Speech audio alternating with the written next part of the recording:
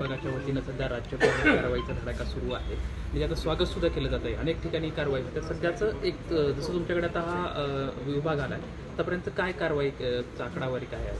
नाही, आकडेवारी तर भरपूर आहे. महाराष्ट्रामध्ये आपण जवळजवळ 1400च्या आसपास इन्स्पेक्शन केलेले आहेत.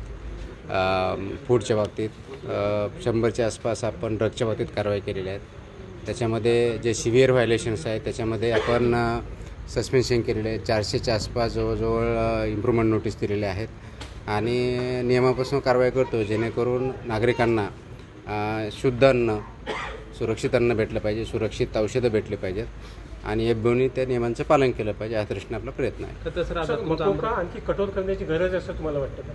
चालूच आहे, कठोरपणे चालू आहे. कठोर याचा अर्थ असा नसतो की आपले जे बिझनेस ऑपरेटर आहेत त्यांना काही त्रास देणं हा कधी उद्देश नसतो. कठोर याचा अर्थ एवढाच असतो की नियमांचं पालन सर्वांनी करायचं आहे. अधिकाऱ्यांनी अधिकाऱ्यांचं काम करायचं. आम्ही रेग्युलेटर म्हणून काम करतो तर रेग्युलेशन म्हणून काम करायचं आहे. एफबीओनी त्यांना जे रूल्स दिलेले आहे, फूडच्या बाबतीत जर विचारा जवळजवळ 22 प्रकारचे रेग्युलेशन्स आहेत. ते रेग्युलेशन त्याच्यामध्ये असतात, त्याप्रमाणे कंप्लाय करायचं आणि जे कोणी व्हायलेशन करतं प्रोपोर्शनल पद्धतीने ॲक्शन घेतं. सर, आज तुमचा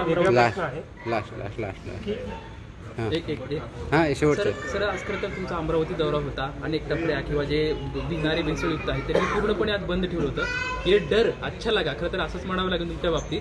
मात्र सर, बऱ्याच वेळेस तुम्ही कारवाई करताना जे लहान मोठे आस्थापने आहेत त्यांच्यावरती कारवाई होताना दिसते. मात्र जे काही मोठे उद्योजक आहेत किंवा मोठे डीलर आहेत त्यांच्यातल्या कारवाई समोर येताना दिसत नाही. आपण सर्वावरतीच करतो. तुम्ही जर व्यवस्थित आकडेवारी बघितले तर हॉटेल्स आहेत, रेस्टॉरंट आहेत, डेअरी आहेत, ग्रोसरीमध्ये आहेत, ऑइलमध्ये आहेत, ड्रग्जवरती आहेत, मॅन्युफॅक्चरवरती आहेत, सर्ववरती आपण कारवाई केल्यात. आपल्याकडं पोर्टल चालू झालेलं आहे. ग्रीव्हन्सेस येतात, तक्रारी येतात, त्याचं ॲनालिसिस होतं. आपल्या विभागाची आकडेवारी आहे आणि ज्याप्रमाणे येतात त्याप्रमाणे आपण शहानिशा करून त्याच्यावरती कारवाई करतो. त्याच्यामुळे कोणत्याही प्रकारचं लहान किंवा मोठा, छोटा किंवा या भागातला असं कोणतंही डिस्क्रिमिनेशन होत नाही.